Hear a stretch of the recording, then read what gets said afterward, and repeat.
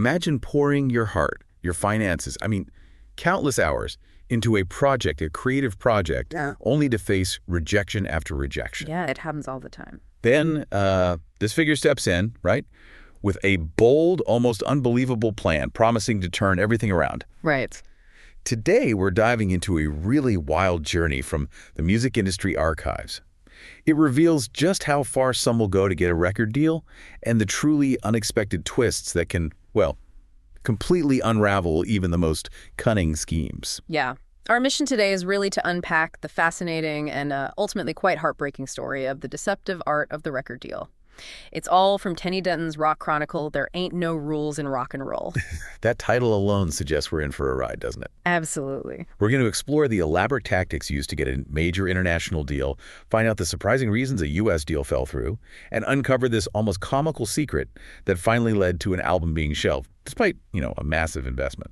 Yeah, you'll hear about some intricate negotiations, some really high-stakes deception, and I think some critical lessons about contracts and, importantly, image in the cutthroat music business. So if you've ever wondered about the hidden layers behind big business deals, or maybe how a single tiny detail can unravel everything, this deep dive is definitely for you. Get ready for some genuine aha moments, I think, and some surprising facts about the music industry's less than glamorous side. Okay, so let's start at the beginning.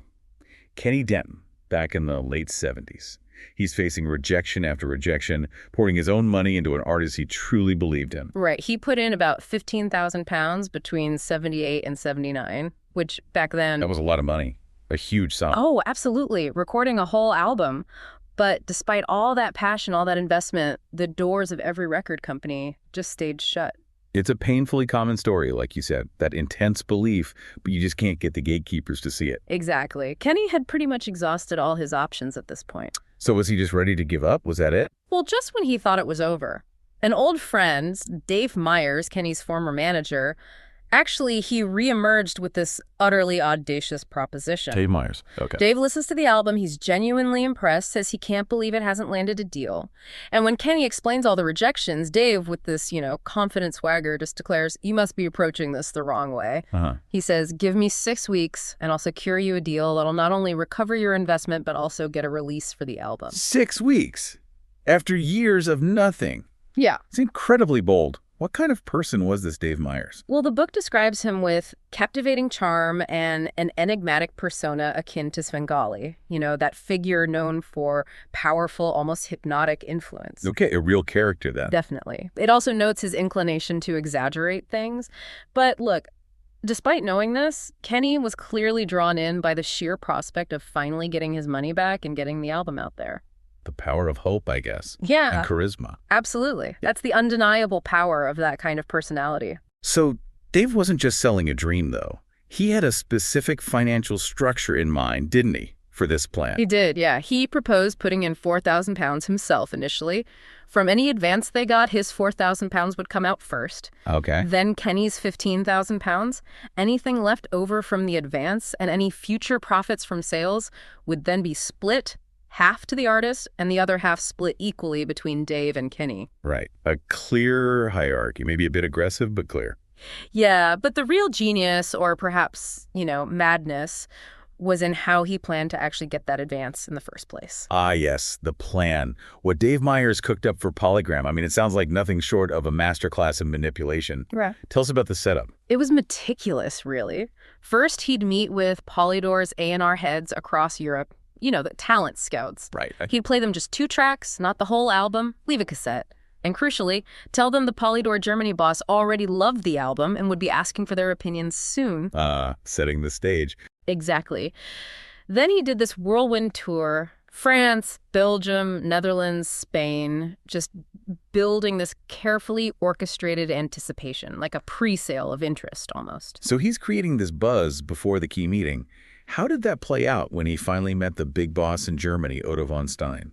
It was pure psychological maneuvering. By telling the European A&R guys that Odo von Stein was already on board, he kind of created this preemptive agreement. Made them want to agree, too. Precisely. So he gets to the pivotal meeting with Odo von Stein, who was head of Polydor Germany and Deutsche Grammophon, a big deal. Okay. And Myers tells him, very smoothly, that every European polygram company had shown strong interest. Then, and this is brilliant, he encourages Odo to use the old-fashioned telex system to contact all the European offices for their reactions. He encouraged him to check, knowing he'd already primed them all. Exactly, knowing he'd told them Odo loved it, so they'd be eager not to look bad or disagree. It's next-level stuff. That's incredible. Did it work? It's like a charm. Every single A&R department apparently tells back detailed, enthusiastic reviews. It just shows how easily perception can be shaped, especially when everyone thinks the boss is already keen. Wow. Okay, but here's where it gets truly unbelievable, right? The second meeting with Odo to finalize things. Myers had another trick involving Kenny Denton himself. Oh, yeah, this is the big one. Kenny was tasked with calling Polydor Germany during the meeting. No. Pretending to be Clive Davis, president of Arista Records in New York. He got Kenny to impersonate Clive Davis on the phone during the meeting. Yeah. It's insane. Did it actually work? It was such a high-stakes bluff. It could have blown up the whole deal, but, it could also speed things up massively. Kenny's job was just to insist on speaking to Myers urgently, say his London office told him to call. Okay. Kenny says he used a terrible fake American accent, and amazingly, the call gets put through. Dave takes the phone, basically ignores Kenny, and delivers this perfectly scripted line for Odo to overhear. What did he say? Something like, "I really appreciate your interest, Clive, but Polygram has a deep appreciation for this artist. However, if we don't reach an agreement with Polygram today, I'll get back to you promptly." Oh, the sheer theatricality. I could just picture Odo's face. Did that manufactured competition seal the deal? It created this intense fear of loss in Odo. The source says Odo, terrified of losing the album to this fake Clive Davis, just jumped. He offered $150,000 for a worldwide deal. $150,000. Just like that. Did Dave grab it? Not Dave Myers, ever the negotiator. Right. He skillfully talked the advance up to $200,000. Wow. And crucially, he even managed to keep the rights for the USA separate. Incredible. An audacious plan pulled off perfectly. Executed to perfection, at least, for the time being. It just shows how that perceived competition, even totally fake, can jack up the value and force decisions. So polygram deal done. Huge advance secured. Yeah. Now their sights turned to America, and kind of ironically, given the fake call, they decide to offer the actual Clive Davis at Arista in New York the first shot at the U.S. rights. How did that go down? Well, unsurprisingly, the real Clive Davis had never heard of them or the album. Right. Within minutes, it was pretty clear he wasn't interested at all, which really just underlines how effective the earlier deception was, doesn't it? Absolutely. It preyed on Odo's fear of missing out, not on any real buzz. Exactly. When faced with the actual product, cold, it just didn't land the same way. Okay, so Arista's a no-go. They move on to CBS. Got a meeting with Dick Asher, president of CBS Records. Kenny mentions they arrived at 9:45 for a 10 a.m. meeting. Yeah, but they ended up waiting about an hour because Asher was late. He'd just been to the dentist, had a tooth removed, apparently. Ouch. Adds a weirdly human touch, doesn't it? Yeah. A top exec with toothache. It does. Kenny actually politely offered to reschedule, seeing he was maybe uncomfortable, but Asher said no, insisted they stay. Show some grit, I suppose. Definitely. So they get into his grand office. He starts talking about CBS's prestige, their long-term artists, Johnny Mathis, Streisand, Andy Williams, Johnny Cash. Big names. Yeah, setting the scene. What was their strategy in there? Play the tape right away. No, it was more of a subtle dance, Gauge the room. They were a bit reluctant to play the album immediately. Instead, they gave him a brief overview of the artist, the Polygram deal, and they sort of embellish the interest shown by Arista. Trying the same trick again, but maybe more subtly. Kind of trying to build that narrative again, yeah. But Asher was persistent, kept getting phone calls, but in between, kept asking to hear the tape. Okay, so they finally play it. They finally relented. Played about 45 seconds of 2 tracks. Asher listened, seemed interested, but then asked the crucial question. Which was? Does Polygram own the rights for Canada? And Dave confirmed yes. Uh-oh. Why was that a problem? That was the deal breaker. Asher basically said CBS couldn't sign. Launching in the U.S. is expensive, right? Right. And if Polygram owned Canada, they could just ship albums across the border and scoop up all the profits from the U.S. buzz CBS created. CBS would foot the bill. Polygram would get the reward. Wow. That's a massive oversight in their worldwide deal negotiation. Yeah. They didn't carve out Canada. Apparently not. Kenny, maybe trying to save it, pointed out the Polygram deal was only 5 years leaving, like at least 15 years remaining for CBS. And Asher's reaction. He just burst into laughter. Ouch. Yeah. A really stark lesson about how intricate these deals are. Border dynamics, market spillover, the Canadian market, often forgotten, just scuppered their whole American dream. It's a powerful reminder, isn't it? Every clause, every territory, it all matters. What a gut punch that must have been. Absolutely. So back in Germany, their main contact at Polygram is now Hans Miller, appointed by Odo as head of A&R. What was working with Hans like? Well, Hans had constant demands for changes. He wanted tweaks to the artwork. He insisted on adding strings to most of the album. Strings? Okay. Yeah, apparently magnificent arrangements by Lou Clark from ELO Electric Light Orchestra. So quality stuff, but still. Still costs money. Exactly. And he wanted it remixed in Nashville, USA, supposedly to enhance the album credits. Right, and this is where that big $200,000 advance starts to just disappear, isn't it? Pretty much. These changes weren't cheap. The book says a considerable sum was spent over nearly a year, all chasing this perceived perfection or marketability or whatever Hans wanted. And this leads us, doesn't it, to the album's real Achilles heel. Oh. The thing they'd managed to keep hidden so far. The artist's image. That's right. What was the problem there? Well, despite having this amazing, youthful-sounding voice and being really talented, Yeah. the artist, unfortunately, looked more like a 35-year-old lawyer. Not exactly the rock star image, though. Not quite. Right. And this was something they deliberately hid during all the deal negotiations. They made sure nobody actually met him or even saw a picture of him. How did they manage that with the album artwork? Very carefully. The front cover had a photo, but it was the artist's face, sort of smudged, looking into a window, very obscured. Right. And the back cover was a painting of a car with the artist's name on a personalized number plate, no actual photo. That's incredible. Going to such lengths just to hide what he looked like. The industry's focus on image is just something else. It really is. But the moment of truth had to come eventually, right? The album launch party. Exactly, at Legends nightclub in London.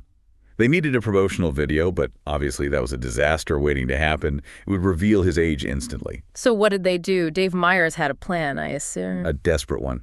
He bribed the DJ to claim the video facility was broken. He bribed the DJ. Yep. And he and Kenny coordinated this whole effort to keep the Polygram people physically separated from the artist, like upstairs, downstairs, anywhere but in the same place at the same time. The comedy of errors here is just, wow. Yeah. Trying to maintain that charade at a party sounds impossible. It gets even funnier, or maybe more absurd. Kenny says the DJ had to pretend the video machine broke again right when their video was supposed to play, immediately after a Michael Jackson video. No way. Did that actually work all night? Somehow, yes, until the very end of the evening, the inevitable happened. What was this? Odo and some Polygram people were waiting for a taxi outside with Dave and Kenny, and the artist appeared. Everyone was, a bit tipsy, as the book says. Introductions couldn't really be avoided. Oh, dear. The moment of truth. What happened then? Did Odo realize? Not immediately, it seems, but the seed was planted. The book mentions that 2 weeks later, Odo called Dave asking when he could finally meet the artist. And Dave said, Dave replied, "You met him at Legends." And Odo's response just seals it. No, I only met his father. oof, the penny drops. That's an aha moment for Odo, but absolutely heartbreaking for Kenny and Dave. Totally. The truth always comes out, doesn't it? So what was the fallout from that revelation? It must have been pretty bad.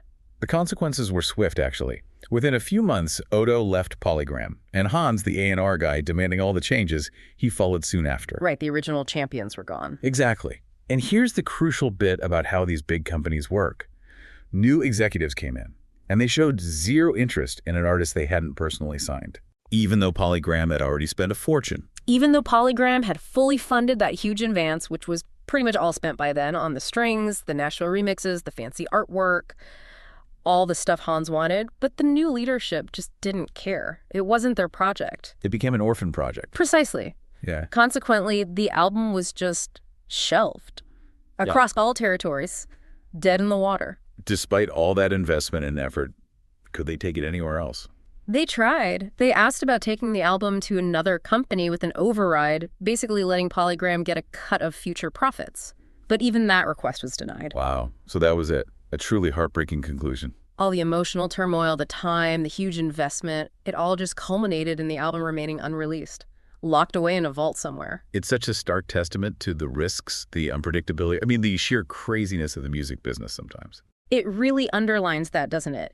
Even a meticulously executed, incredibly daring plan can completely unravel because of unforeseen challenges, or sometimes just because of a single, carefully guarded secret finally coming to light. What an incredible journey we've been on. From those audacious deceptions with the telexes and the fake phone call, Yeah. to the subtle complexities of international music rights, that whole Canada issue. Right, the border dynamics. And then the totally unpredictable impact of image.